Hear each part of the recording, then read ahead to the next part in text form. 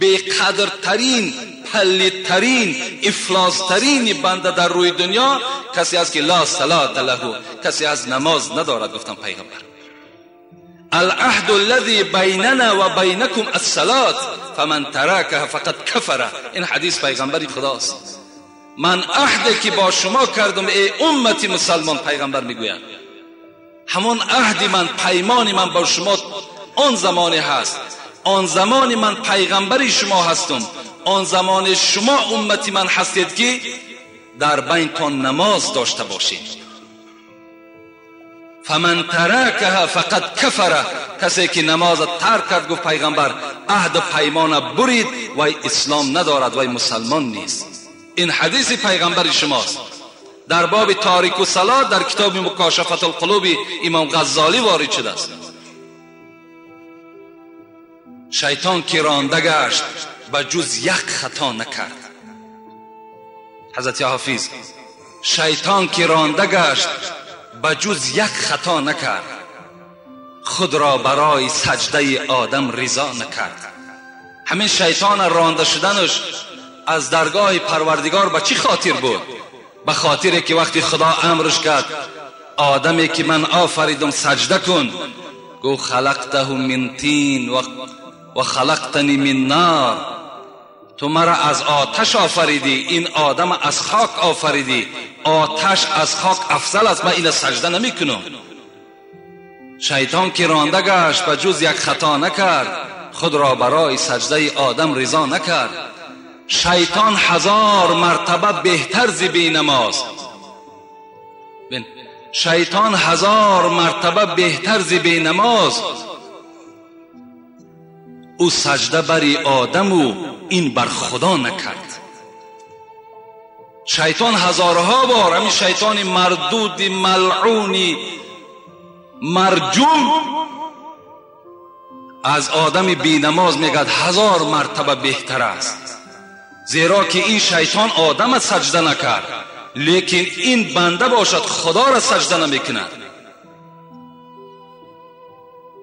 وای به حال همون پدری که این گونه فرزند باز می‌دارد. من برای شما توصیه میتونم همه فرزندان لا طاعت لمخلوق فی معصیت الخالق. این حدیث پیغمبرتون است. پدر و مادر را گوش نکنین در حالتی که شما را به گناه اگر دعوت کنن. وقتی شما را از کاری ثواب میخوان که باز دارن، شما اونها را اطاعت نکنین. گفت از پیغمبر شما نه عاق میشین نه گناهگار میشین، بلکه ثواب میگیرین. السلام علیکم داملای عزیز و گرامی. آیا پادشاه را دشنام دادن گناه است؟ البته آدم ابله پادشاه را دشنام میدهد. پادشاه را دشنام دادن این غیرت ما و شما را نشان نمیدهد. اگر عقیده مرا فهمیدنی باشین، اگر فهم مرا در همین مسئله فهمیدنی باشین، من به شما توصیه میدم که مثل پیغمبرتون رفتار کنین که در حق دحیه کلبی دعا میکرد. شما دعا کنین که خدای مهربان پادشاه ما را عدلش زیاد بگرداند. خداوند این پادشاه ما را تمام عملهای خیرش چیکار کنه؟ برآورده بگرداند. بالای رعیتش خداوند نگاهش بدارد. این است وظیفه هر کدام ما و شما. پادشاه را دشنام دادن این گناه است، البته گناه است. چی جای ثواب دارد؟ علل خصوص همین پادشاهی که امروز بالای سر ما و شماست. این جهادی که این پادشاه ما و شما کرده است، چی در قزاقستان، چی در مالزیا، چی در امریکا، که اسلام را شما با تروریسم ارارش نکنین گفتند. این سخن یگان شیخ عرب نگو، بلکه پادشاه ما و شما گفت.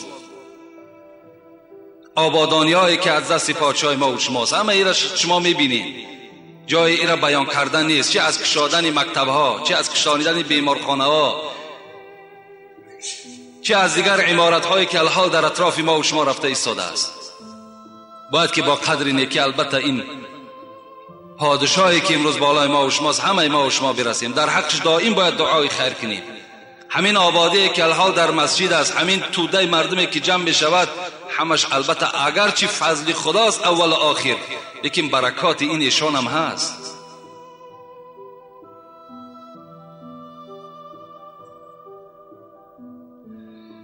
السلام علیکم داملای عزیز. قرآن در روی قبر خواندن درست است؟ یک نفر امر معروف کرد و گفت که آیت بالای قبر این عادت مردم نه فرمان خدا. این هزارها نامعقول کرده. شما همین الحال همین بعض جوانهای برآمده است که آیت بالای قبر هم انکار میکنن و شما را مثال خلاف مذهب ابو حنیفه میخواهند که رفتار کنید، اینها را گوش ندهید. شما همون امام خطیب ها را گوش کنید، همین علمایی که امام خطیب هستند پیشوا هستند همونها را گوش اندازید.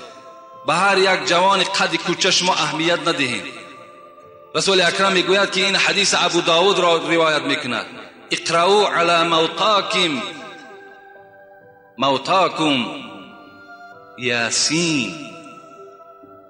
اینا پیغمبر خدا گفتند شما بالای مرده هاتان، بالای پدر و مادر اولاد اجدادتان سوره یاسین بخوانید. چرا نادرست است؟ از همه شما برادرای عزیز، من خاصه همین مذهب ابو حنیفه را برای چی به شما حکایت میکنم؟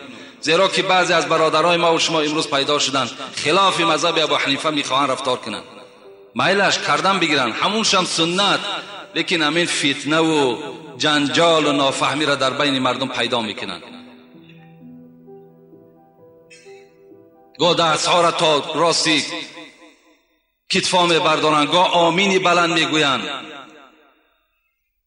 حالا که رسول اکرم که ابن مسعود راوی این حدیث است میگوید 4 چیزی هست که باید پس گفته شود. اینم حدیثی پیغمبری خداست: التعوذ و التسمیه و التأمین و التحمید. اعوذ بالله پس گفته شود، بسم الله پس گفته شود، آمین پس گفته شود، ربنا لك الحمد پس گفته شود. این حدیث پیغمبر است. برای کسی لازم است مرحمت کتاب نزد ماست. با بلند گفتن آمین عرقخریب من می شود، با بلند گفتن آمین زنا من می شود، بی حیایی قد می شود، نه قد نمی شود. مردم عقیدهش بیدار کردن در کار، مردم در نماز درست کردن در کار. همه این مسئله بعد حل خودش می‌یابد.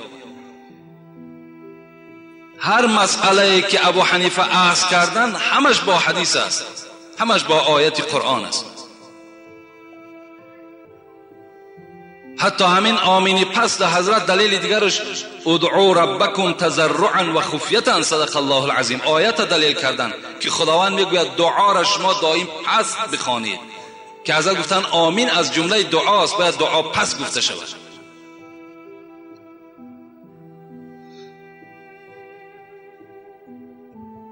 این حدیث احمد، ابو داود، حاکم و حدیث حسن است. من چیشم نویساندم، همون اقرأوا علی موتاکم یاسین، بر مرده هاتان شما سوره یاسین خوانیم بالای قبر شونده. اینا هم احمد روایت کردن، هم ابو داود روایت کردن، هم حاکم روایت کردن، هم حنان هم روایت این حدیث کردگن. و حدیث حسن است اگر اهل حدیث فهم باشه. السلام علیکم بابای حاجی، آیا در توی آیت خواندن جایز است یا نه؟ البته جایز است.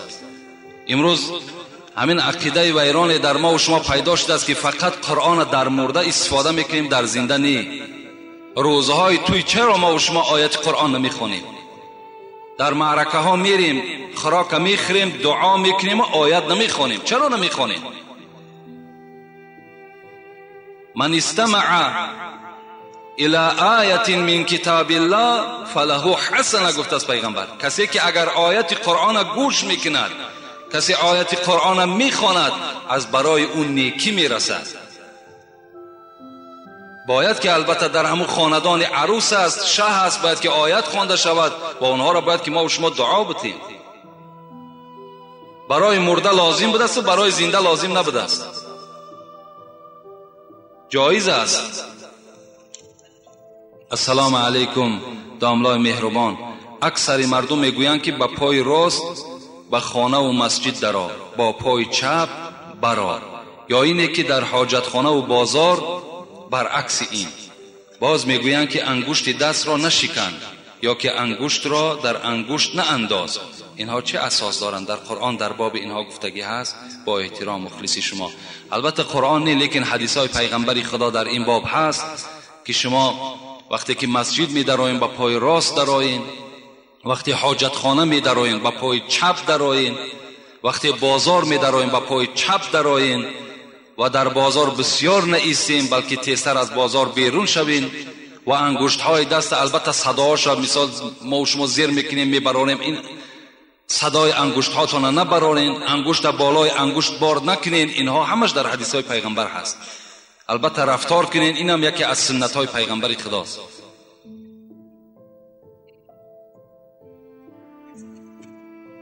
السلام علیکم داملای شیرین سخن. من از شما خواهش میکنم که با سوال من جواب دهید.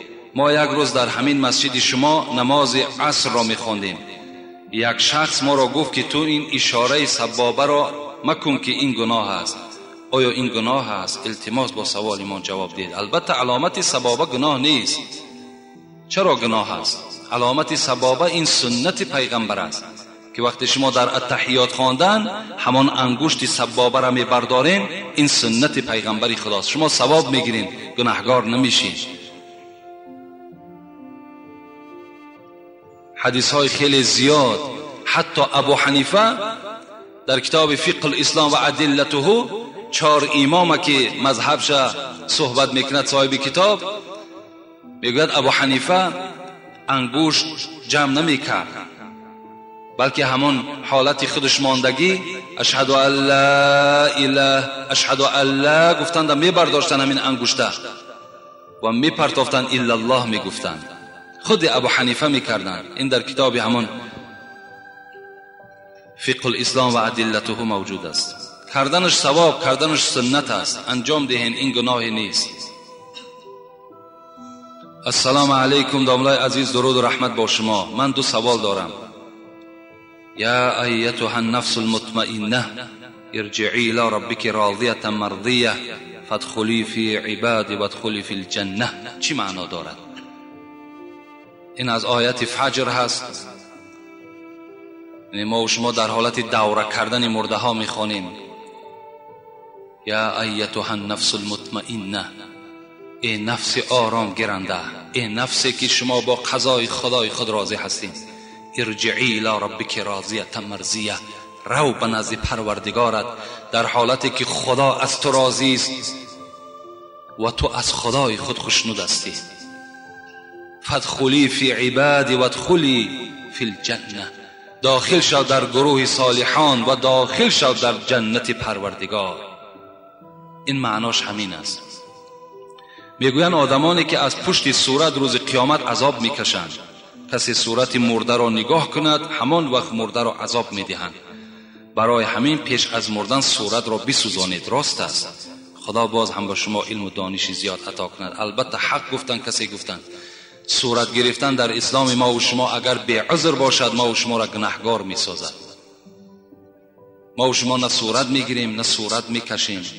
صورت هایی که لازم است، برای پاسپورت لازم است، برای یگان اراده سفر داری مرحمت صورت گیر، لیکن بیهوده صورت نگیر. بیهوده صورتی تر نکشن که در اصل هرگاهی که به صورتی تو نگاه میکنن تو را خداوند عذاب میدهد. امروز متاسفانه خانه همه مسلمان ها پر از صورت است، علل خصوص در همین قشلاق ها اینقدر صورت زیاد جمع شدگی است. بالای همون جیودانی که دارند گردابگرد همه پر از صورت است. در خانه مردم شهر باشد حمام خانه هاشون پر از دخترای فاحشه صورت ها در همون حمام خانه و واردای خانه و همون اکتیارهای بدبخت بیدین خدا زده که در دنیا هستن، همونا در خانه ما و شما زدگی هستند که اونا به خون هزارها مسلمان تشنه هستند. شما بالای سرشون کردین. اونا خود کم کثافت بدن که باز در خانه خود جاشون کردین. یگان ملائکه رحمت خانه شما نمیدروید. نگذارین در خانهاتون صورت ها را. مرحمت صورت کعبه است، صورت یک منظره است. یک منظره را بیارین کشال کنین.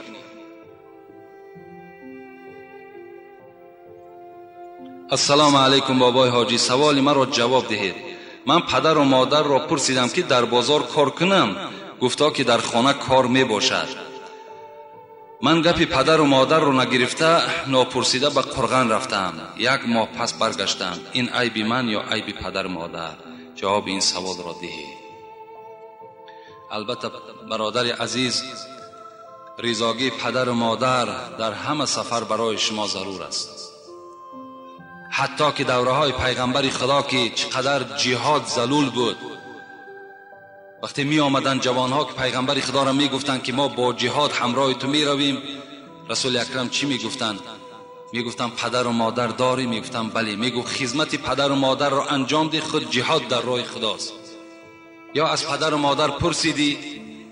این سوالها را پیغمبر ما و شما از همان جوانها و از همان امت خود می کرد. از این خاطر هر جایی که شما می روید، اگر بخواهید که برکت در باید که پدر و مادر از شما راضی باشد. پدر و مادر از شما راضی باشد. رضاگی پدر و مادر این رضاگی خدای شماست. بسیار خوب می شود که شما پدر و مادر را در همه مسئله ها از آنها چیکار کنین؟ سوال کنین و راضیگی آنها را طلب کنین. السلام علیکم و رحمت الله و برکاته. دامدار شیرین سخن. درباره رباعیات های عالمگیر عمر خیام به ما جواب پره می داده. این رباعی چنین است: گر باده خوری تو با خیرتمندان خور، یا با صنمی لاله رخی خندان خور. بسیار مخور ویرد مکن فاش بساز، اندک خور و کم کم خور و پنهان خور. در این رباعی باده، می، شراب با کدام معنا شاعر گفته است؟ از نام مخلصی اشدی شما. اصطلاحاتی است مر ابدال را، که از آن نبود خبر غفال را. عارفان ما و شما میگد که همین ابدالای ما، ابدال گفته همون اولیاهایی که تخمین 70 نفر هستند، همونها در اصطلاحات خود، یعنی در استفاده کردن شعر خود، می، باده، جام، پیمانه، سبو استفاده میکنند. لیکن شما غفالا، شما غافلها از معنای اون درک ندارین که اون چی میخواهند در شعر خود. خب حضرت مثنوی باشد، صاحب مثنوی حضرت جلال الدین رومی یک روایت میارد که ان لله شرابا اعده للاولیاء اذا شربوا سکروا و اذا سکروا تابوا. پیغمبر از نام پیغمبر ما و شما رو یاد میکنه که از برای خداوند شراب هست.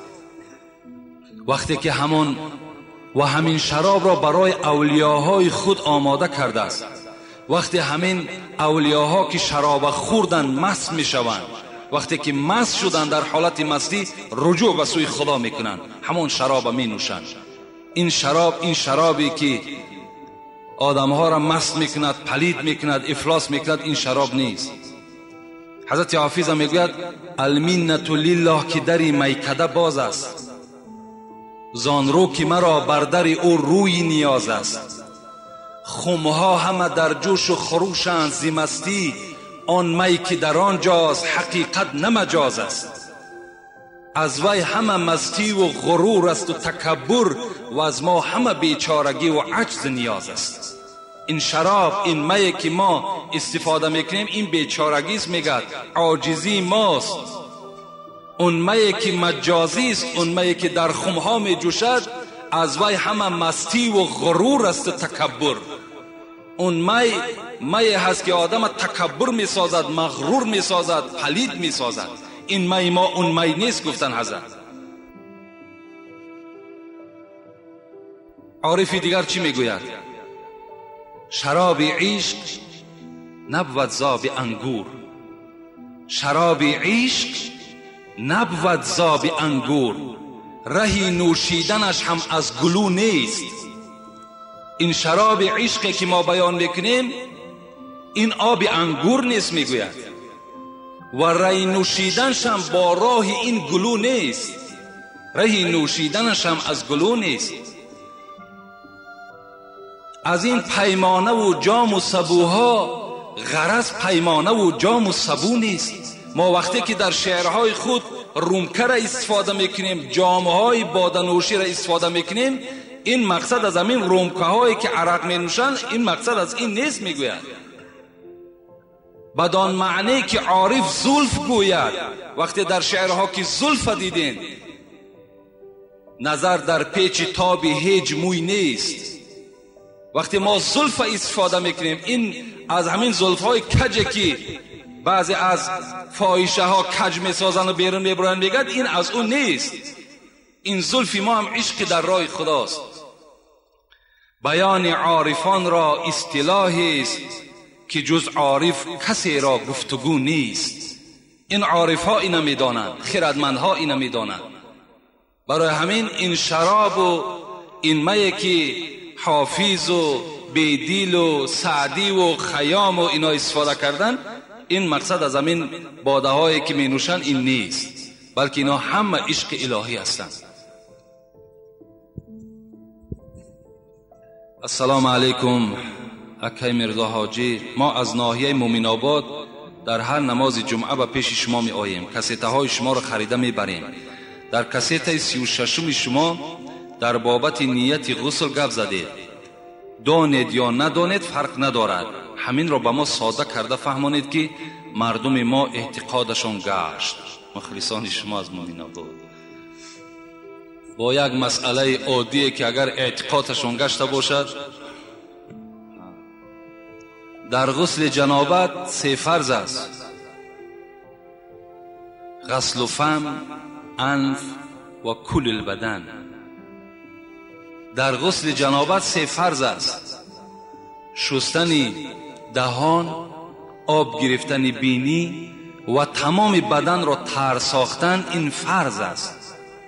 کدام ما و شما همین 3 عمل انجام دادیم، ما و شما از غسل جنابت خالی شدیم.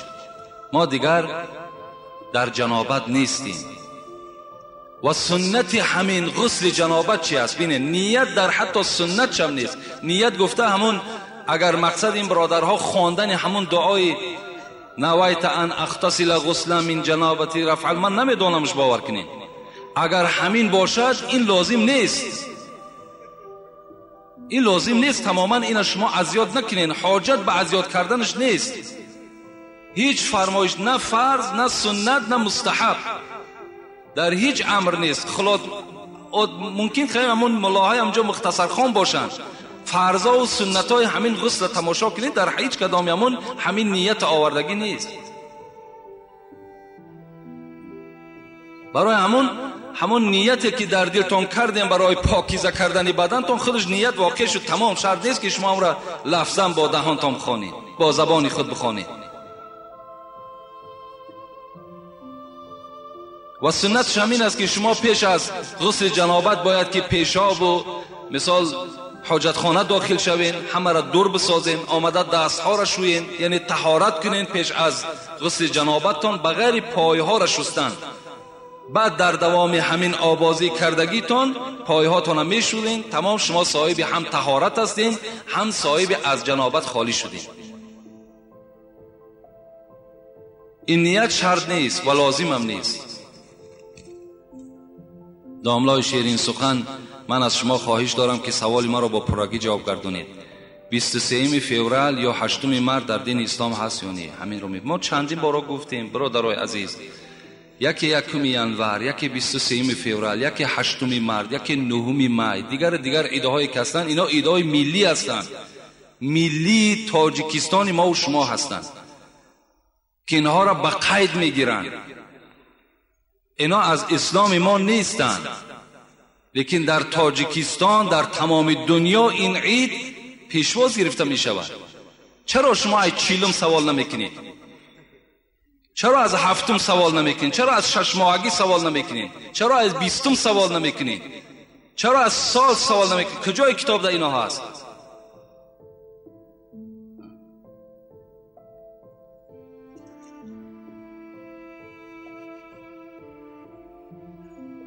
السلام علیکم داملا، آیا سلام دادن چی فضیلت دارد؟ این سوال ما در کسیتوی پیشین گفتگی هستیم که سلام چگونه باشد و چند ثواب دارد. میتونین هم کسیتوی پیشین نگاه کنین، انشاءالله همین فضیلت سلام در او وجود دارد. السلام علیکم داملای شیرین زبان، از شما خواهش دارم که درباره حرمت نان یک دو سخن میگفتید، چون که در کوچه ها نان ریزه ها رو میبینیم که پرتافته شده است. گناه این چیست میگفتید؟ با احترام مخلص اشدی شما. البته هر یک نعمتی را که شما اگر با قدرش نرسین، خداوند اون نعمت از شما میگیره. و اذ تعذن ربکم لئن شکرتم لازیدنکم و ان کفرتم ان عذاب لشدید. خدا در سوره ابراهیم میگوید اگر هر نعمتی که من بر شما میدهم، چه از خوردنی باشد، چه از تنی صحت باشد، چه از نوشیدنی باشد، اگر با قدر او نرسیدید، شکرانه او را به جا آوردید، خداوند وی را از شما میستاند، میگیرد و عذاب خدا بالای شما سخت میشود. شکر کنی نعمتت افزون شود، ور نکنی از کفت بیرون شود. البته نانم یکی از نعمتهای خیلی قیمتی هست که تمام نعمتهای دنیا دل آدم میگیرد، لیکن نان نمیگیرد. در همه طعام، در همه حالت نان ما و شما خورده میتوانیم. وقتی او را زیر پاکی پرتافتی، حتی در حدیث های همین هزار حدیث هم آمدگی است که پیغمبر خدا گفتن اکرم الخبز، شما نان را احترام کنید، نان احتیاط کنید. صد افسوس که امروز معرکه های ما و شما تماما توجه به نان نمیدیم. نانها در بالای دسترخوانها قاق میشوند، نانها در داخل دسترخوانها همون پوپنچک میگیم چی میگیم همونها میزند، پروا نداریم، اهمیت نمیدیم.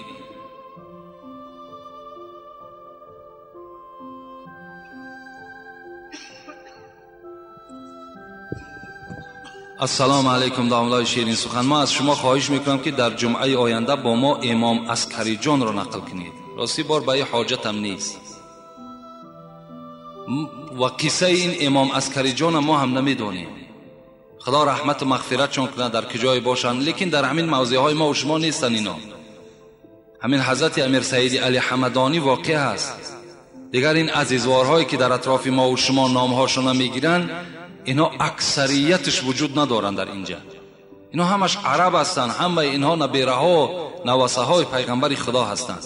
اینا از کجا به اینجا رسیدن؟ حتی همین حضرت سلطان ویس قرنی که اینقدر مشهور است، اینا در حدیث های صحیح پیغمبر میگذارد که در جنگ حضرت علی کشته شدگی است، از جانب حضرت علی جنگیدگی است و در همین جنگ حضرت علی نابود شده است.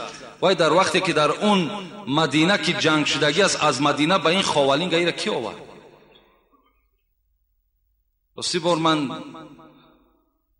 با حضور همون حضرت، لیکن سلطان ویس قرنی بسیار آدمی بینهایت به خدا نزدیک آدم بودن، زیرا پیغمبر خدا را ندیده بودن، لیکن پیغمبر خدا از سلطان ویس قرنی یاد کردگی هست. در حدیث میگذرد که ابوبکر را میگوید که ابوبکر تو وی را نمیبینی، لیکن عمر تو وی را میبینی و طلب کن که در حق شما دعا کند. این پیغمبر خدا در حدیث ها گفتگی است. از کجا میشناسیم؟ در همین کف دستش یک سفیدی هست، وقتی دیدین بدانین که وی سلطان ویس قرنی است و دعای او را قبول کنید و دعای او را بگیرید. این در حدیث ها میگذرد.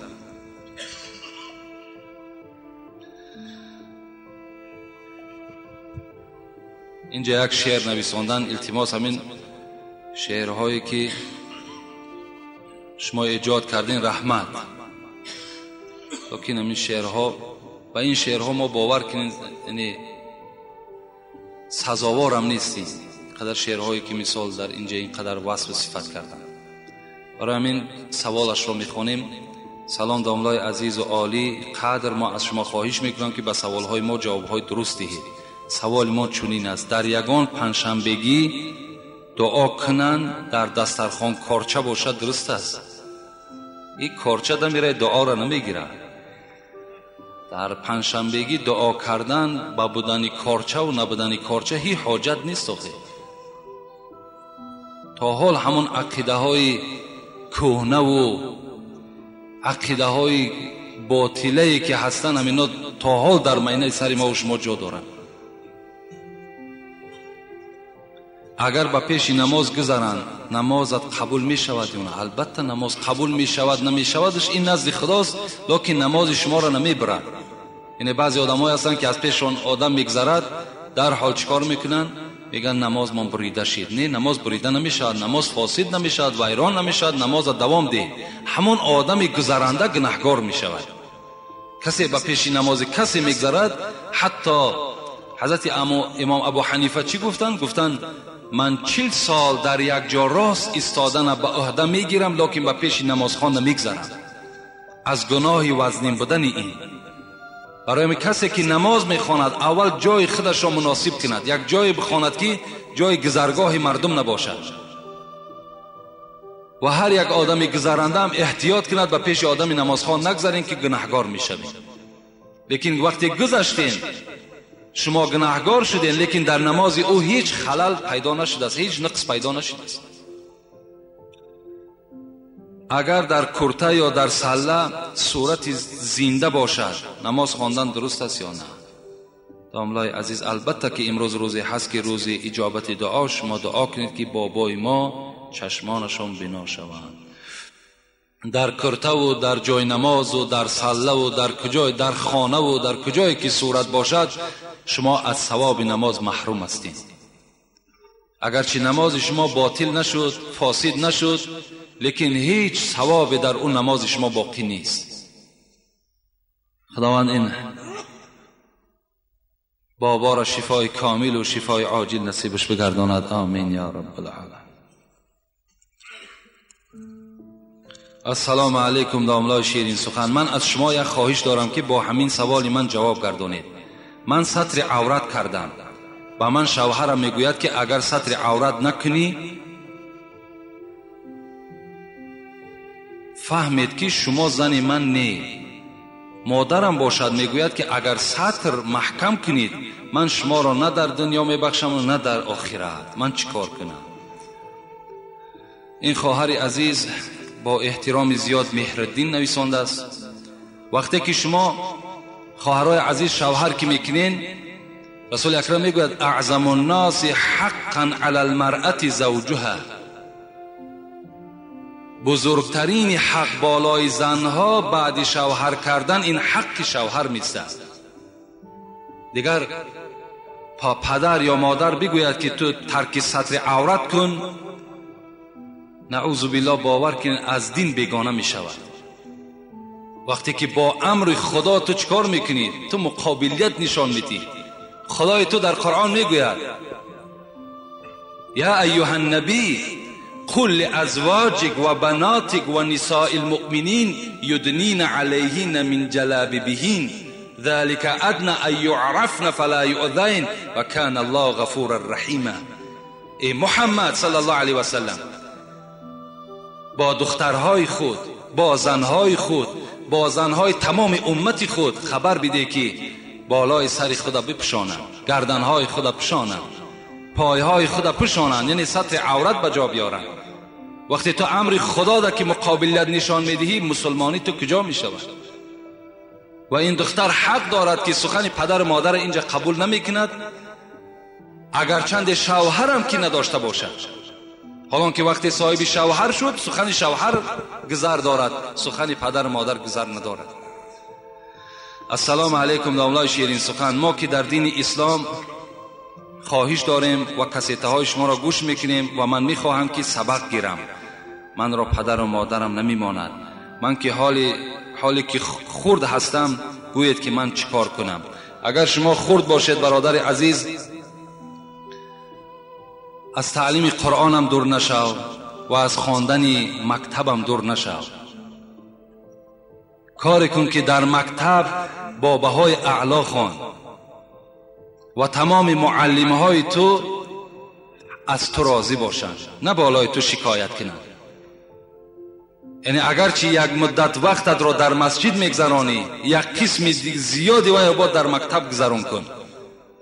با درس های امروزه هم چکار کن؟ توجه زیاد داشته باشی. گر حال نیک خواهی، حضرت رومی میگوید پدر و مادرم میگوید، پدر و مادری که نمیخواهد فرزند او قرآن خوان شود یا نماز خوان شود، گر حال نیک خواهی فرزند را همیشه، آموزش ای برادر قرآن و خط و پیشه. اگر شما حالت نیک فرزند بخواهید، اگر شما بخواهید که در آینده از این فرزندها راحت بینین، اینها را چیکار کنید؟ قرآن خوان کنید، علم دنیوی را نشانشان دهید و کسب و کار نشانشان دهید. گر حال نیک خواهی فرزند را همیشه، آموزش برادر قرآن و خط و پیشه. زیرا که پیشه باید روزی که کار افتد، چون پیشه نداند بیل و کلند و تیشه. حضرت گفتن مادامی که اگر پیشه را یادش ندادین، یعنی کسب و کار نآموخت و ایرا قرآن خوان که نکردین، برای این گونه فرزند بیل و کلند و تیشه منتظر است. یا چون خط نداند یا پیشه نداند، پس گاو و خر چراند در کوه و در و پشته. وقتی از قرآن دور شید، از نماز دور شید، از علم دنیوی دور کی شد، زیب این گونه فرزند و زیب این گونه پدر و مادر همون بالای کوه چراندن گاو و خر است. گفتند حضرت سعدی میگوید بیامرز پرورده را دست و رنج. این فرزندی که در خانه تو پیدا شد، اینا شما علم آموزانید، اینا شما کسب دنیایی آموزانید، اینا خط خوانش کنید. بیامرز پرورده را دست و رنج، اگرچه دست داری چو قارون به گنج. اگر مثل قارون به دولت هم که باشی، باید فرزند تربیه کنی، باید فرزند کسب نشان دهی. میتواند این برادر ما هم تعلیم مکتبش دوام دهد و هم آمده نزد ما تعلیم گیرد، قرآن خوان شود، انشاءالله از هر دو جانب وی برکت می‌یابد. السلام علیکم و رحمت الله و برکاته. اگر کفر نشود، از پدرم تو را بسیار دوست می‌دارم. خواهش التماس یک جمعه را درباره اهل دوزخ یا اهل بهشت صحبت می‌کردید، بسیار خوب می‌شد. سوال: خوراک دوزخیان چیست؟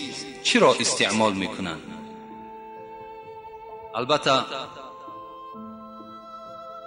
خداوند همه ما و شما را از عذاب دوزخش نگه بدارد و از وارد شدن به دوزخش نگه بدارد و انشاءالله در باب این دوزخ و بهشت خدا خواسته باشد صحبت ها میکنیم.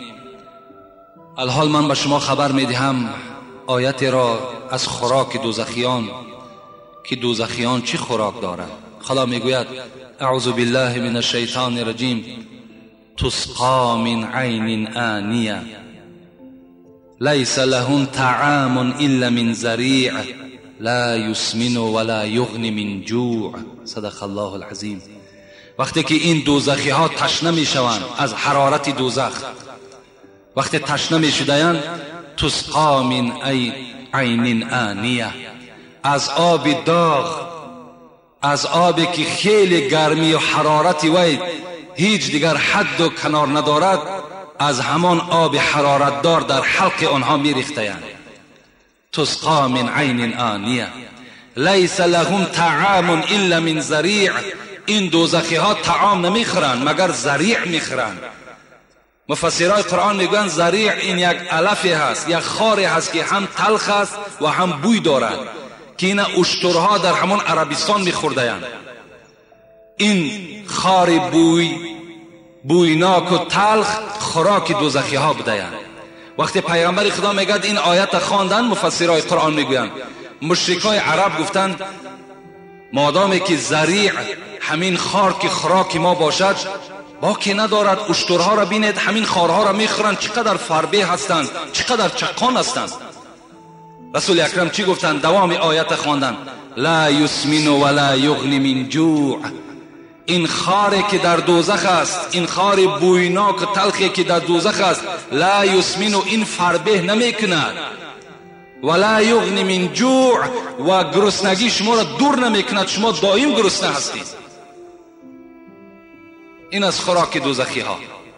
از این ده هم بدترش هم در آیات های کریمه آمدگی است که حتی آبشانه از همان زرداب زیناکارها هم میگویند که زیناکارهایی که در دنیا زینا کردند وقتی اینها زرداب بدنشان که میریزد، این آب جمع می شود در دوزخ و برای دوزخیان استفاده می شود.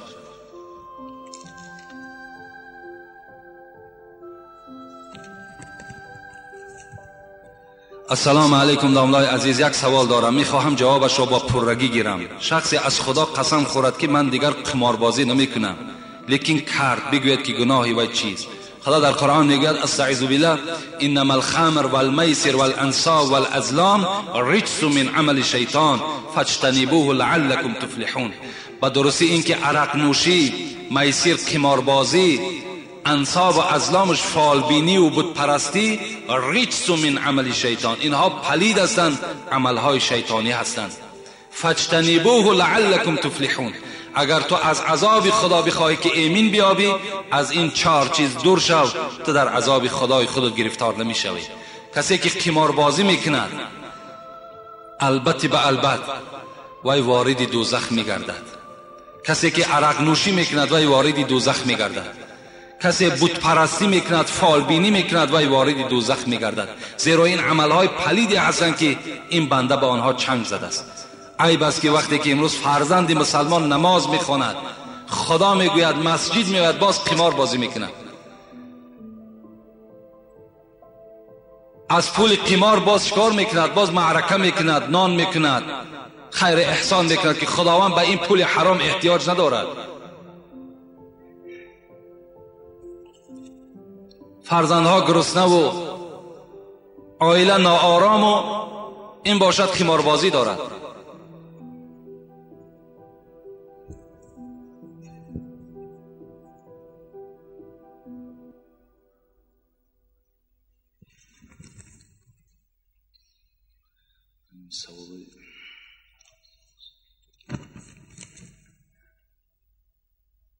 سلام داملای محترم، من میخواستم مصرعهای شعر زیرین رو تحلیل نمایید که با قلم محمد غایب نوشته شده است، ولی مضمون از اثرهای حضرت امیرجان گرفته شده است.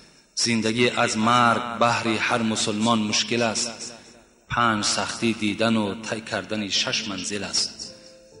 و ما فهمانید که این 5 سختی کدام است. بغیر همین 5 کلمه دینی دیگر هیچ معنا نمیدهد. همین 5 سختی دیدن و طی کردن 6 منزل است. همین 5 سختی، این به همین 5 کلمه بسیار نزدیکی می‌آورد. اگر کدامی در لازم باشد بیاید از نزدیکتر انشاءالله تحلیل کرده میتیم که چی سختی ها دارد. یعنی به همین بنای مسلمانی، 5 بنای مسلمانی است.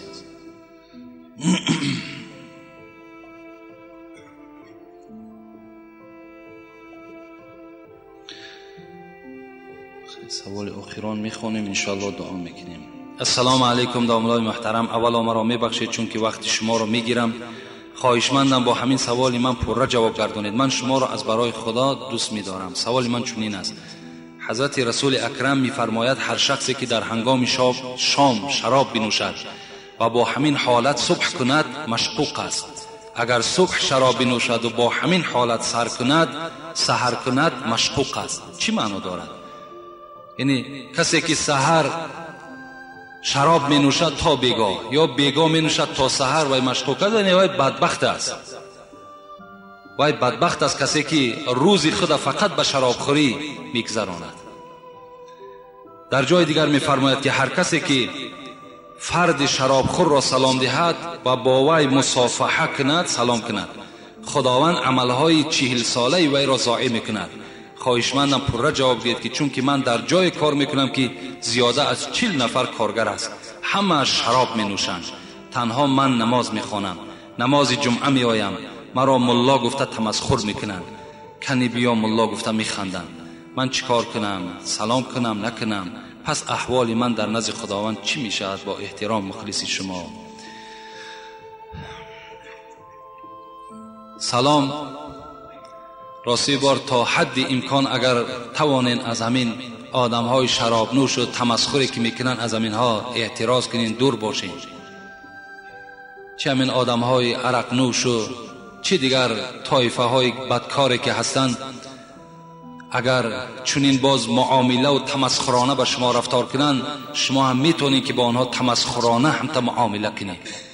سلام آنها هیچ حاجت هم ندارد وقتی که تو را اینقدر بی قدری میکنند.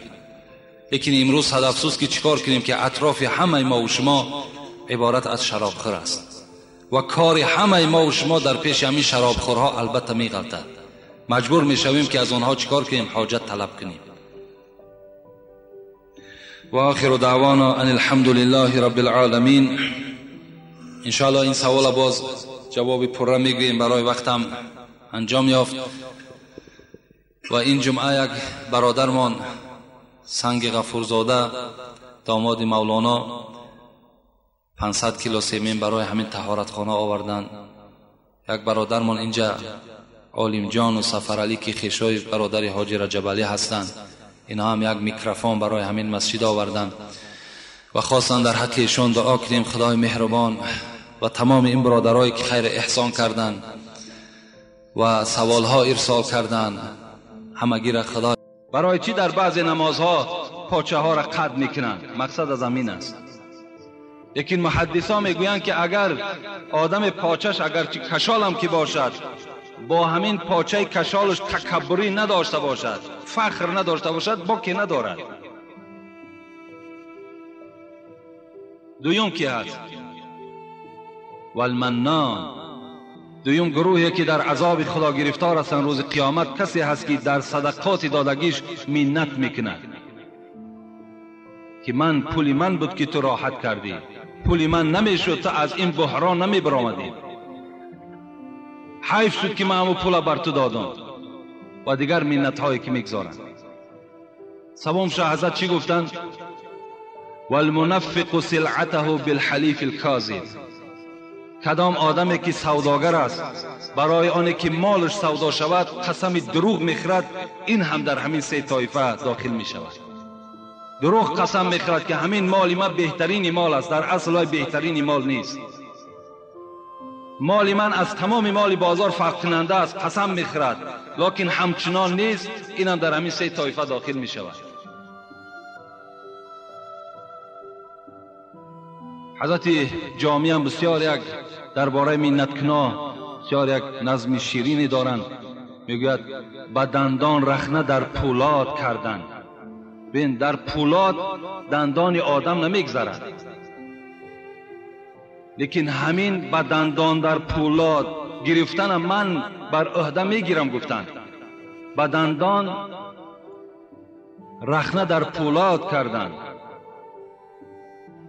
با ناخن راه در خارا بریدن، فرو رفتن به آتشدان نگونسار، با پیلکی دیده آتش پاره چیدن، با فرقی سر نهادن 100 شتربار، ز مشرق جانب مغرب دویدن، بس بر جامع آسان تر نماید که باری منتی دونان کشیدن. حضرت گفتند این برای من آسان است، 100 شتربار بالای سر میکنم، از مشرق تا به مغرب میدوم، با دندانم در پولاد رخنه میکنم، با ناخنهام را در خارا میبرم، با آتشدان با سر میپرتام، با پیلکی همین چشمم آتش پاره میچینم، لکن بار منت دونان نمیکشم.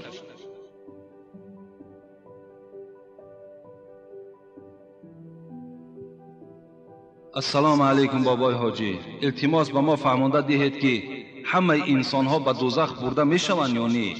سوره مریم را ما خواندیم ولی آنقدر مضمون آن را نفهمیدیم. رحمت کلام. این برادر سوره مریم را خواندند، آیت 72 است که خداوند در سوره مریم چی میگوید؟ و این منکم الا واردها کان علی ربک حتما مقضیه ثم ننجی الذین اتقوا و نذر الظالمین فیها جثیا. خدا در این آیت کریمه وارد شدن دوزخ را نمیگوید. این برادر در اونجا فکر کرده است که تمام مردم وارد دوزخ میشن، بلکه خدا میگوید بر من یک امر حتمی هست که همه شما را از بالای پول صراط میگذرانم. تمام بندگان، خواه صالح و خواه غیر صالح، همه شما از بالای پول صراط میگذرید. پول صراط را پیغمبر خدا صفات کردند لغزش دارد، میلغزاند. خار دارد، از زیرش ملائکه هایی هست که به سوی شما هرچی حواله میکنند. لیکن در دوام آیت خداوند گفت ثم ننجی الذین اتقوا، لیکن کسانی که در دنیا خدا ترس بودند، کسانی که ایمان اساسی و صدقی داشتند، اینها از پل صراط با آسانی میگذرند. لیکن ظالم ها و بی خداها را به زانو می افتانیم و در دوزخ می پرتاییم. این معنای این آیت معنای این دارد که از بالای پل صراط هر کدام ما و شما گذر میکنیم. خوش به حال همون بنده ای که پل صراط را به آسانی میگذرد. برای پل صراط گذشتن پیغمبر خدا گفتند کسانی هستند که تمام بدنشون روشنی میکند پیش را، کسانی هستند که نیمی بدنشون روشنی میکند پیش پاشون، کسانی هستند که حتی در همین نوک چلکهای پاشون کمی روشنی دارند که اینها خیلی آدم‌هایی بودند که عملهای کم داشتند. از این خاطر اینهاش گفت از پل صراط میغلطند. لیکن کسانی که تمام وجودشان نورانی است، اونا کسانی هستند که در همین مسجد ما و شما نشستند، کسانی هستند که محب جمعه هستند، محب پنج وقته هستند، محب خدا و پیغمبر هستند. اینها تمام بدنشان روشنی میکنند مثل همین چراغایی که در اطراف ما و شماست و با آسانی انشاءالله از خدای خود باوری داریم و امید داریم که ما و شما گذر میکنیم. السلام علیکم ادام الله برادر عزیزم. اگر شما با آن کسی که با شما دشنام نویسانده بود روپرو شوید چی معامله میکنید؟ این سوال دو برادر یکی دادند.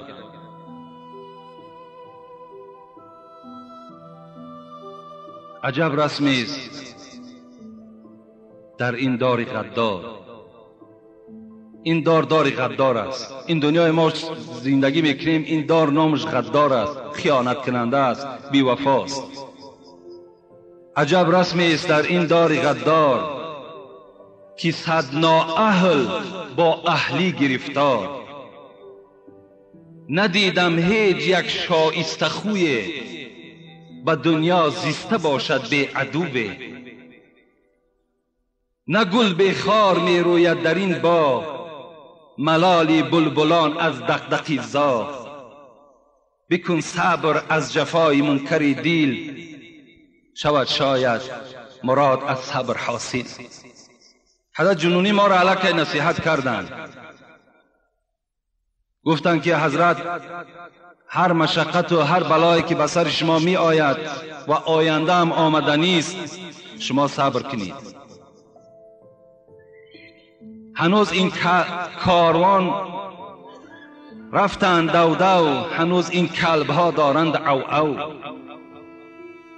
اینا او او میکنند، اینها میجکند، لیکن ما دل شکسته نمیشویم، روحیه ما نمیشکند. باور کنیم به خدا قسم تا چند ما قوه میگیریم، خرسند میشیم که امروز بدگوها داریم، بدخواها داریم، حسد خرا داریم. شکر، هزارها شکر که ما به یک درجه رسیدیم که مردم حسد میبرند. بعض مردم بدخواه بیقرار شده است، خدا را شکر. امام اعظم صوفی کوفی رحمت الله علیه، مفسر محدث، وقتی در یک معرکه یکی از آدمان حسن بصری یک مسئله را بیدار کردن، ابو حنیفه گفتن حسن بصری در همین مسئله خطا کرده است. اون کس به طرف ابو حنیفه چی گفتن؟ گفتن ای حرامی تو میدانی. صاحب کتاب میگوید ابو حنیفه چهرش تغییر نیافتن از گپ حرامی، حتی یگان جواب قبیح هم ندادند، بلکه صبر کردند. پیغمبر خدا بعد نماز عصر بود میگوید، بعد نماز عصر موعظه کرد بین صحابه ها. بین موعظه بود که خبر داد، الحال گفت از دروازه کسی داخل می شود که جنت مشتاق اوست. همه نشسته بودن نگاه کردن، در آمد یک آدمی عادی اعرابی بود، نشست نماز خواند و رفت. فردا پیغمبر خدا باز موعظه کردند، باز گفتند الحال جنت مشتاق شخصی است که از زمین دروازه می درآید. باز همون مرد در آمد. باز سیوم روز همین تکرار شد. یکی از صحابای پیغمبر میگوید من هم مشتاق همان مرد شدم. گفتم این چی خاصیت داشته باشد، چی خصلت داشته باشد که پیغمبر 3 روز پیوسته وی را بشارتی به جنت دادند. از پسش رفتم نزد خانش و گفتم ای دوستی خدا، میخواهم همراه تو شب سپری کنم. مرحمت گفت شب با او میگد همراه بودم، نمازی زیاد نداشت، صدقات زیاد نداشت، مثل من نماز 5 وقته میخوند و میآمد در خانهش خواب میکرد. 3 روز همین حضرت را من پاییدم که عملی ای را بفهمم چه عمل باشد. چیزی یافت نکردم. بعدا مجبور شدم که پرسم چه عمل داری؟ گفت من یک عمل دارم. گفت اولا گفت چرا تا از من پرسان میکنی؟ گفت زیرا پیغمبر خدا 3 روز را بشارتی به جنت دادند. گفت من یک عمل دارم که کسی علم دارد، کسی پول دارد، کسی عزت دارد، من حسد نمیخرم. من حسد نمیخرم که وای علم دارد، وای پول دارد، وای مال دارد، وای ماشین دارد، وای خانه دارد، من پروای ندارم. شاید همین خصلت من خوب باشد و همین خصلت من و فعل من در خدای من خوش آمده باشد و مرا از اهل بهشت گردانده باشد. البته با بزم این دشنام ها باز چند حکومت بسیار است. امروزا ما را تا 3 بار حکومت فیراد میکنند و دیگر مذمت ها میکنند. از همه شما خواهش، پدرها و برادرای عزیز، همون کسان بدگو را وقتی میابین بیار نزد ما رو پرو کنین. با حرمت قرآن کریم ما از همه تهمت خالی هستیم. والله که ما از همه همین تهمت ها خالی هستیم.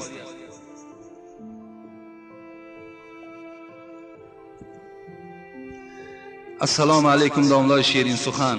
از شما یک خواهش دارم که هر جا نکاحی که میکنید یا معرکه هایی که میروید درباره کیبانوگی زنها سخن گویید که امروز کلین داریم، آش را پخته نمیتواند، نان پخته نمیتواند. آیا سبب ویران شدن زندگی نمیشود؟ پیش از جواب این نزدیکی ما 4 روز در دوشنبه بودیم. 4 روز. همین 4 روز در یک روز تا 4 معرکه را ما را می بردند. 4 معرکه. تمام جوانهای دوشنبه، تمام جوانهای دنغره، تمام جوانهای غرم. داملا شما صحبت کنید ما گوش کنید. تمام آنها وقتی یکی به یکی میگه که همین بچه از کولاب است، باور کن من با افتخاری کولابی بسیار ترچد میکنم. وقتی میگه کولابی است باور کنین من قبط گوش میگیرم که نه به خاطر حاجگی، نه به خاطر همین علم کوچک، بلکه به خاطر کولابی که از کولاب است.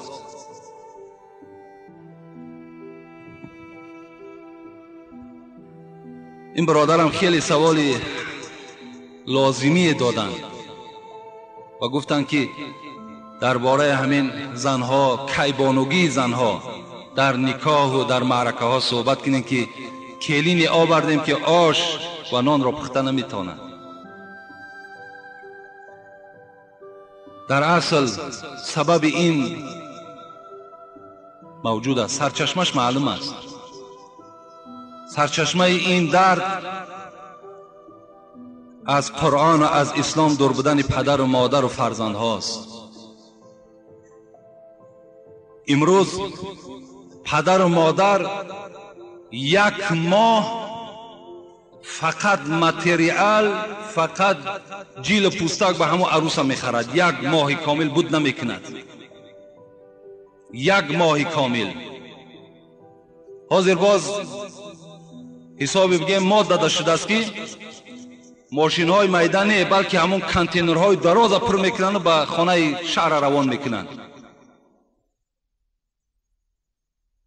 دختر مجبور میکند برای من یک تلویزور، یک ویدیو دوایکا، خب تمام مثال چیزهای طلایی،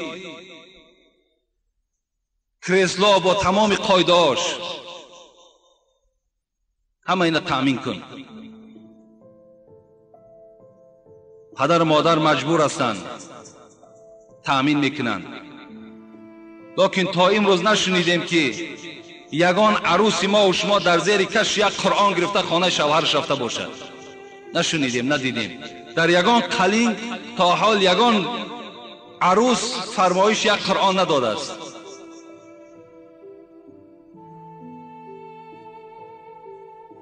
یک برادر گفت از پشت یک کسیت یک ارتیست نامش گرفت، از پشت یک کسیت گفت زن مانا طلاق دادیم. میگوید فلان کسیت را در خانه بیار، بعد تمام آواز میماند، بعد جارو میگیرد خانه میروید. وقتی من قرآن میگذارم قرآن میکشد. اینا تعلیم مثال دخترهای ما و شما، اینا تعلیم بچه های ما و شما. پس از کجا و کی بانوگی را یاد میگیرد؟ نمیشود که هم پدر و مادر یک ماهی که بازار به بازار میگردد همان دستی دخترش گیرد نزد دیگ نزد تنور برد نشان دهد. امروز جمعیت پیش رفته است، باز پخت و پز شیرینی ها برآمده است، دخترها باید اینا یاد گیرند. البته سبب ویرانی زندگی می شود. حضرت فاطمه دختر پیغمبر خدا بودند، دوست داشته ترین دخترشان بودند. وقتی که با حضرت علی پیغمبر خدا وارد تزویج کردند، حضرت علی را تسلیمش کردند، فریاد زدند که ابوبکر نزد من فریاد کنید، عمر، عثمان، حضرت اسامه را گوید پیش من بیاید.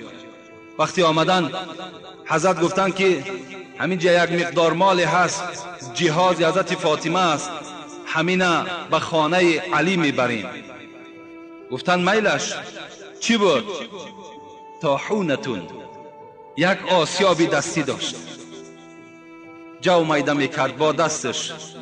دختری پیغمبر خدا فاطمه زهرا، شفاعت کننده کل زنهای امت، یک آسیابی دستی، جلدن مطبوغن، یک جای نماز، وسادتون حشوها لیف، خدا رحمت چون، یک تکسری پختش از لیف بود، یک دانه تکسری، 40 کرته نه، 40 رویمال نه، 10 تنگ کرپه و کرپچه نه، بلکه یک تکسری لیفش از خرما بود. قرآن، یک قسم قرآن در زیر کشش، کوزن و قسعتن، یک کوزه طهارت داشتن، یک کاسه خراخری. وقتی میگه حضرت فاطمه را برآوردن که چهرهش تشبش میگه مثل پیغمبر بود. وقتی از خانه برآوردن عروسه، یک رویمال پشمی میگه در بالای سر حضرت پرتافته بودند. صاحب درة الناصحین میگوید به خدا قسم میگوید در تاریخ خواندم که 12 پارگی داشتند. یک رویمالی که بالای فاطمه زهرا پرتافته شد.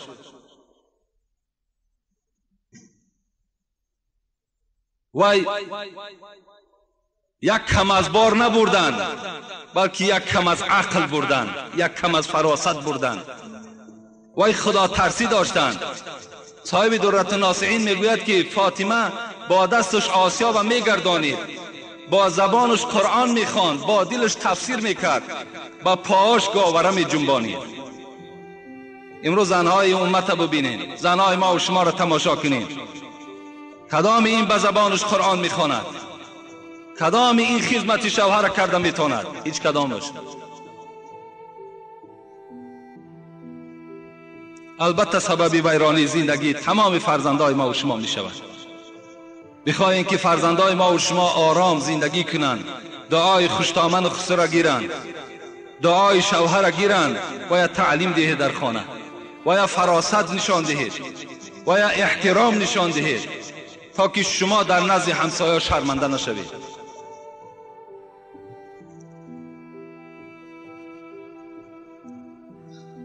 درود و رحمت بر تو داملای شیرین سخن.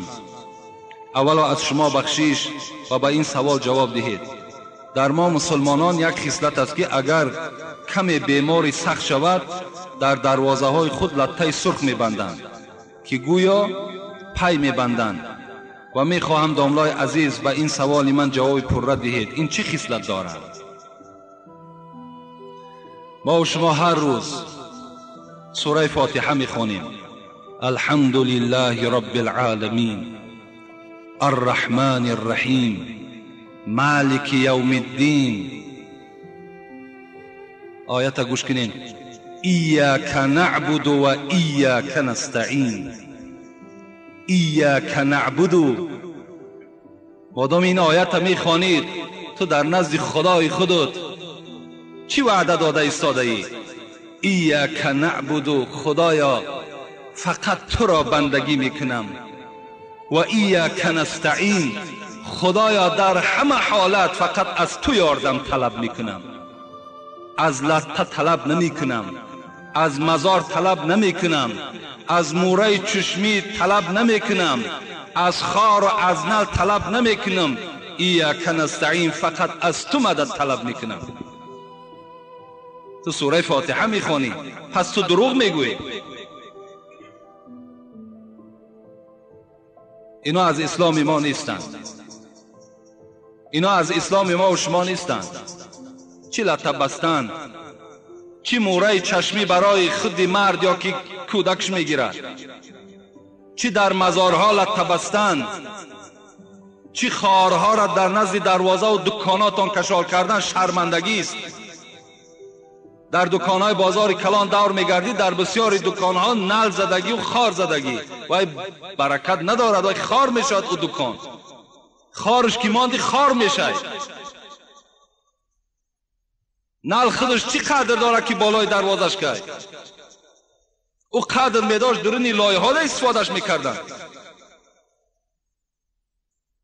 بس است. اینا یک سفسطه هستند. اینا را شما گناهگار میشین. کدامت اگر استفاده کنید، هر مشکلاتی که به شما میاد، چی بیماری است، چی مصیبت است، فقط از خدا طلب کنید. خدایا خودت حل کننده هستی، خودت به داد من میرسی، خودت فریاد رس هستی.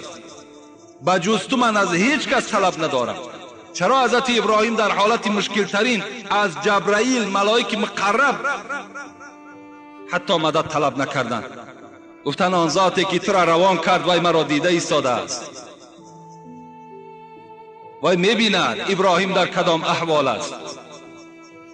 من به تو هیچ احتیاجم ندارم.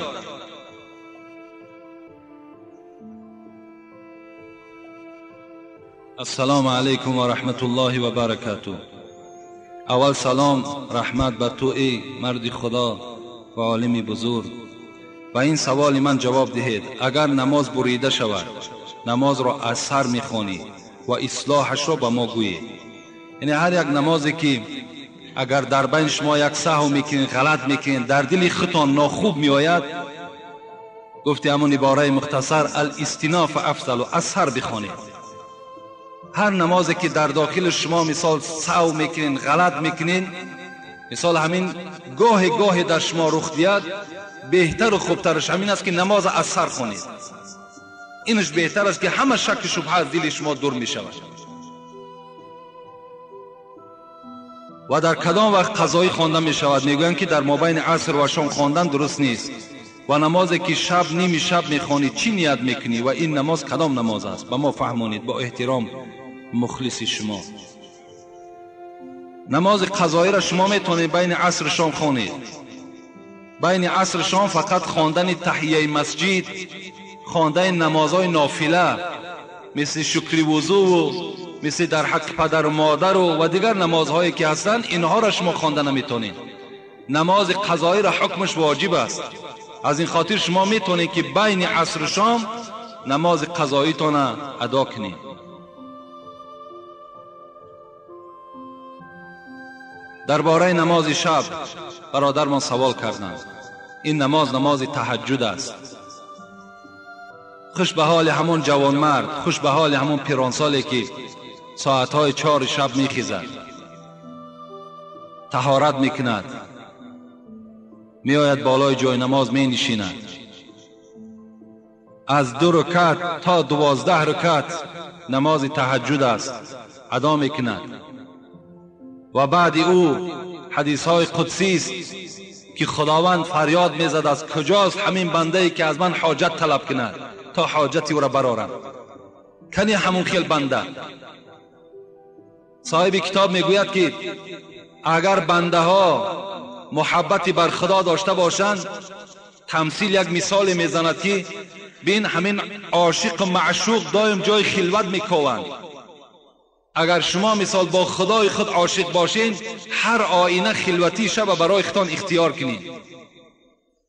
با عاشق خودتان، با خدای خودتان راز بگین، صحبت کنین، پیشنهاد کنین. آن پرابلم و آن مشکلاتی که دارین پیش خدا را پیشنهادش که خدای همین را برآورده کن. کنی بین خدای تو به داد تو نمیرسه.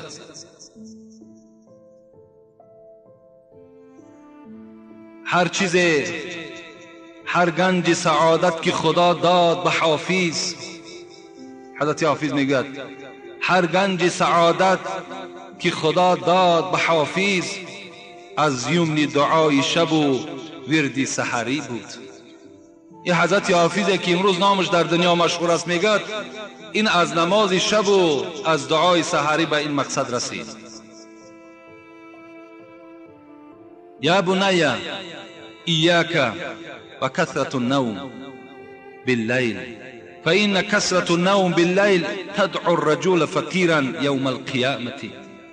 مادر حضرت سلیمان به سلیمان نصیحت کرده بود است که فرزند من از قسم شب بسیار خواب نکن، زیرا بسیار خواب کردن تو در روز قیامت را یکی از کمبغل ترین های مردم در روز قیامت میگرداند. وقتی اگر تو شبها به خواب بگذرانی، خوب است، بسیار بهترین است که کدام جوانی نباشد، کدام موی سفید نباشد، از قسم شب از ساعت 3 میخوانی، از 4 میخوانی، خیستن نماز خوان، نماز تهجد بخوان، انشاءالله در نزد خدا اجر خیلی زیادی میگیری. اینجا آیات ها و حدیث هاش هم زیاد است که فکر میکنم کفایت میکند. السلام علیکم و رحمت الله و برکاته. من یکی از مخلصان شما هستم و میخواهم با این سوال من جواب دهید. ما دو جوره بودیم، روز بین ما جنجال شد، خیلی وقت گذشت. بعد از جنجال من باز پیش او رفتم و او بر من گفت رو دیگر همراه من گپ نزن، میترسم که من یکی از این دنیا قهری روم، این نمازهای خوانده من چی میشود؟ التماس بابای حاجی و این سوال من جواب دید که عیب از طرف او شده است. من نمازهای 5 وقته را با جماعت میخوانم و در پیش شما آمده امر معروف گوش میکنم. مبادا با این قهری بودنم نمازهای خوانده ام همه باطل شود. یکی از مخلصان دائمی شما هستم. انشاءالله نمازهای شما باطل نمی شود.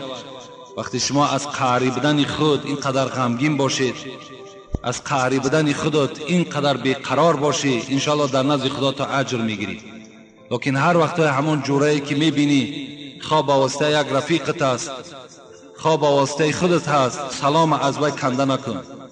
السلام علیکم گفته دستش بگیر، با او سلام کن. اگر صحبت کرد میلش، صحبت نکرد، آن چیزی که در دل توست در نزد خداوند خودش معلوم است. پیغمبر گفتن الصلح خیر، همه وقت صلح بهتر است، آشتی بهتر است.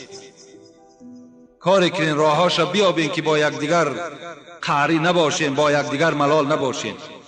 اگر کدامت که اگر تکبری میکنین، سرخم نمیکنین، من پیش وی نمیرم که وی گناهگار است، این صورت در شما از ثواب آن عبادت هاتون محروم میشین.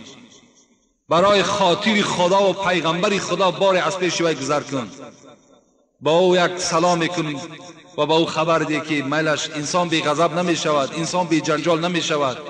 کردیم با گذشته صلوات گفتگی، با یکدیگر باز همون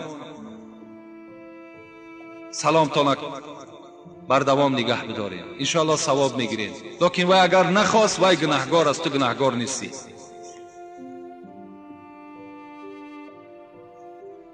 السلام علیکم داملای شیرین سخن، با سوال من جواب گردانید. طبق را لیسیدن آیا ثواب دارد؟ اگر حدیث پیغمبر باشد باز خوب می شود. امروز برادرای ما همه حدیث طلب میکنند، همه آیت طلب میکنند. شکر که امروز دلیل میکوبند. دلیل کافتن این نشانه با عقلی و با شعوری شماست که آیا در همین یک کدام مسئله نباشد کنی دلیلش. باور کن شما الحمدلله خیلی پیش رفتین. دیروز من در معرکه این بچه ها نشستیم، یک سخن گفتیم. وقتی من ریش تراشی رفتم دیروز، یک گروه بچه هایی که بگیم سین سالشون به یک سین سال کلان رسیدن، چنان عقیده ندارن، چنان بی سواد هستن که میگوین که اگر نمی زیر کوی نمکی هست، همین اگر بیره کنی آینه جهانما در زیر نمی است. باور کن آینه جهانماش چی است؟ من گوش دارم، با او توجه هم نکردم چی میگن آینه جهانماش در کجا باشه. اینو عیب هستند. اینو باید دیگر در معنی ما و شما باید یک چگونه که خندیدین این باید خنده‌آور باشه.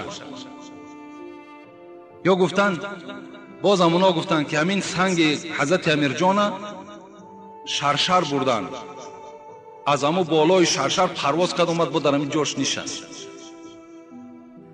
باور کنین حیرت دم میمانی که نخو آدم اینقدر بی سواد باشه، اینقدر نافهم باشه.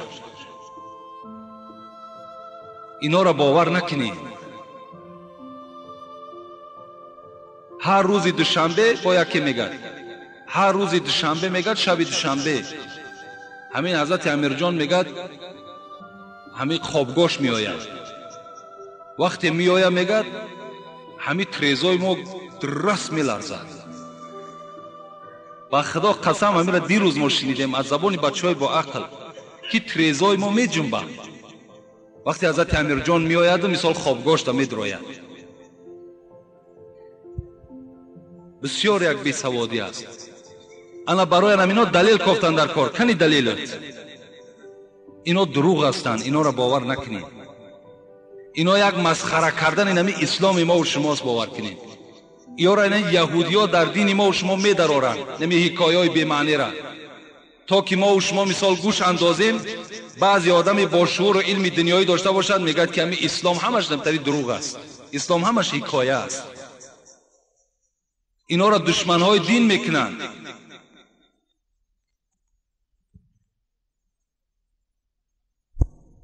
طبق را لیسیدن پیغمبر خدا گفتن که حضرت جابر روایت میکند امر باللعک الاصابع والصفحه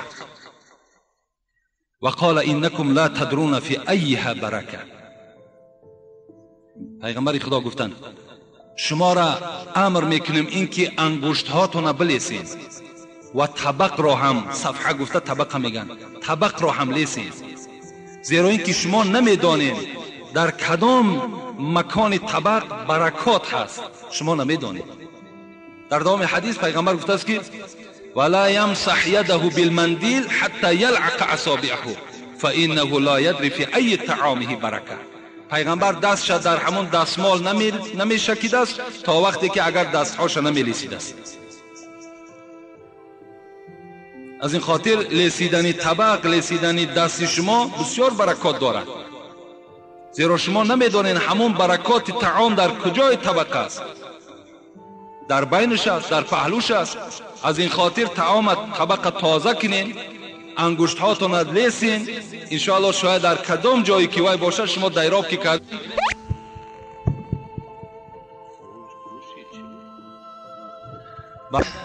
در همین موضوع یک جواب دیگر بر شما میگویم. همه شما آدمای خدا را شکر با عقل هستین، با تمیز هستین، با فراست هستین، لیکن وقتی که در نزد طبق می نشینین هر کدامت پیش از طعام دست هاتون شویید. دست هاتون اگر در همین شرایط ما و شما اگر با صابون شوید با بهترین می شود. شما تصور میکنید همین دستای ما و شما تازه است، وقتی با صابون شوید بعد تماشا کنید که آبی همو چخیل است. در چشم این چرک دست نمیتابد. وقتی با صابون میشوین باور که چقدر چرک از دست شما میریزد، که شما همون طعام گرم وقتی که همون دست هاتون با آب خنک میشوین با صابون نمیشوین، در همون داخل طعام همون چرک شما میرود، بعد شما مریض میشین، شما بیمار میشین. در طبق ها نظر کنید طبق چگونه است، در دسترخوان نظر کنید در دسترخوان چگونه است. امروز ما و شما معرکه داریم که $300 در یک ارتیس میاریم، لیکن در یک دسترخوان کلان یک دستمال میپرتویم. یک دستمال برای 100 نفر دستش میشکد. نمیشود که هم 20 سامانی در هفته هم یک لطه دراز بخر، برای هر نفر نه، برای 2 نفر اقلا یک لطه جدا کن. او چگونه دست دارد؟ در دستی او چی است؟ دیگر نوابسته ما و شما در همون یک لطه هممون دست ما نمیشکیم. این از روی آداب هم نیست، از روی طب هم نیست، از روی اسلام هم نیست. در یک خانه دیگر نشستیم، طبق آوردن، طبق‌های همین شیرازدار، کدام زمانی وای شکستگی به دست که وای شیراز گرفته است، در اطراف همون شیراز باور کنید اگر کمتر یک آدمی با تمیزتر باشد، با همین نوک یک چوب اگر تازه کنی، خیلی چرک در اطراف همون جمع شده است. برای با یک زن حلال پاکیزه تازه کار در کار که باید تازه کنه، خود هم آهنی که در داخل همون طبق از وای خودش زلال آور است. کجا با مثال در اطراف او اینقدر چرکی که جمع شده است.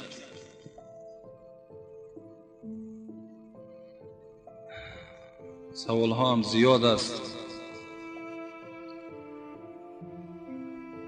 سلام داملای شیرین سخن، ما یکی از مخلصان شما هستیم. سوال: ترجمه حضرت یاسین و تبارک را با ما فهمونید.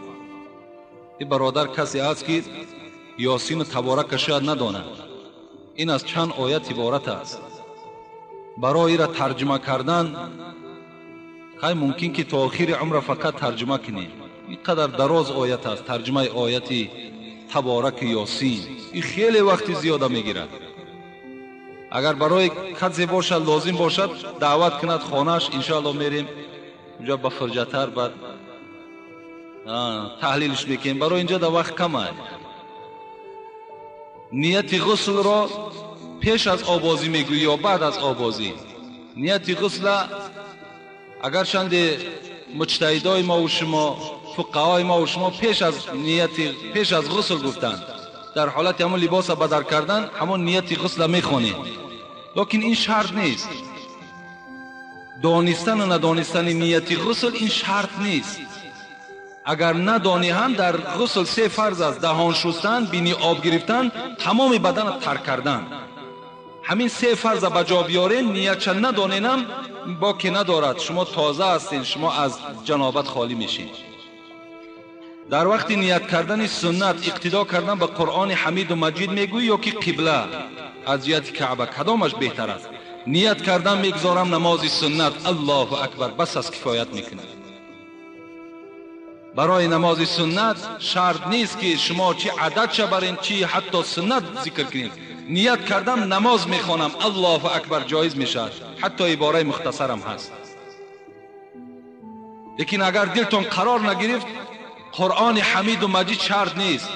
همون نیت کردم میگذارم 2 رکعت سنت نماز بامداد، روی آوردم به قبله، قبله به جهت کعبه، اقتدا کردم به امام حاضر ساده خالصا لله تعالی، الله اکبر. اگر همین نارم نگوی الله اکبرم بگوی، نماز تو درست میشه. ما سوداگران نماز پیشین عصر و شام را در بازار میخوانیم. هستن آدمانی که ما را میگویند که بازار خانه شیطان است، در آنجا نماز خواندن درست نیست.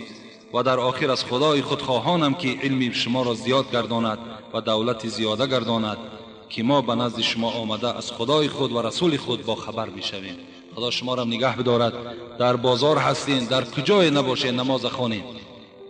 اگر نماز خانه شیطان است، در اصل شیطان های زیاد در بازار هستند و اون شیطان ها هم شیطان ها را با وسواس میکنن، شما را نه. همون شیطان هایی که در درون بازار هستند حق مردم میخرند، بی انصاف هستند، دروغ میگویند، انا اونا شیطان هستند. شیطان با اونا کار دارد، با شما کاری ندارد.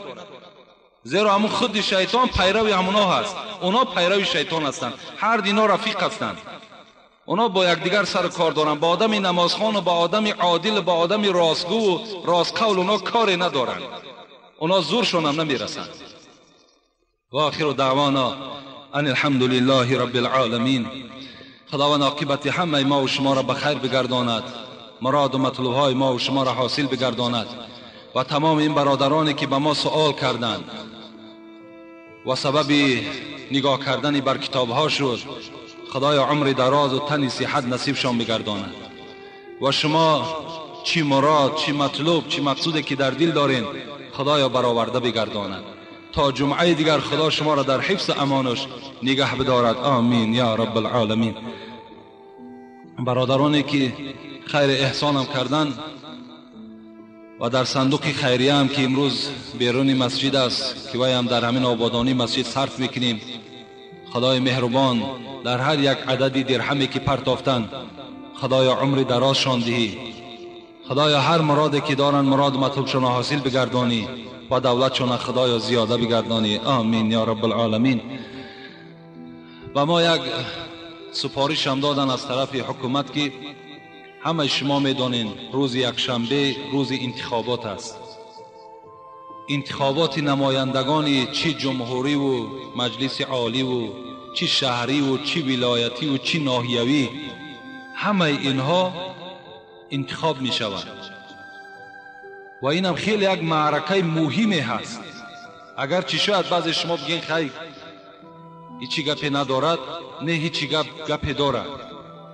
بسیار مهم معرکه هست. مهمیش به معنای اینه که همه شما مسئول و وظیفه‌دار هستین که در انتخابات اشتراک کنید. روز 27م پرسان کنید که در کدام موضع ها شما نامنویس میشوین، زیرا امسال دعوتنامه نداره. رفته در همونجا آن شخصی که برای شما باوریناک است، ارزنده هست انتخاب کنید. البته امروز اگرچند مسجدها از سیاست دور هستند، در مسجد باید که سیاست دولت پیش نرود و هیچ ملا هم هیچ مسجد هم حق ندارد که شما را تبلیغ کند که فلان حزب فلان آدم شما اختیار کنید. این حق ما نیست. همه شما الحمدلله امروز آدمای با عقل هستین، با فراست هستین، خودتان سیاه را از سفید جدا کرده میتونید. برای همین